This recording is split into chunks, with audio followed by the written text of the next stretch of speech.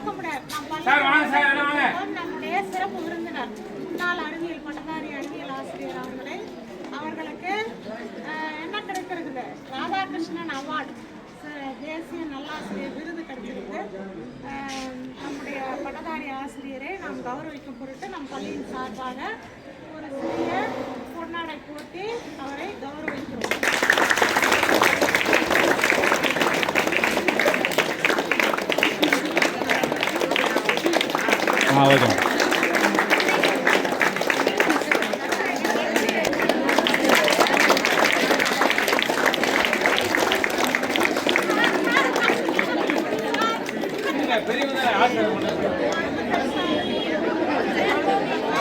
Sir வாழ்த்து சொல்லுப்பா சேர்ந்து.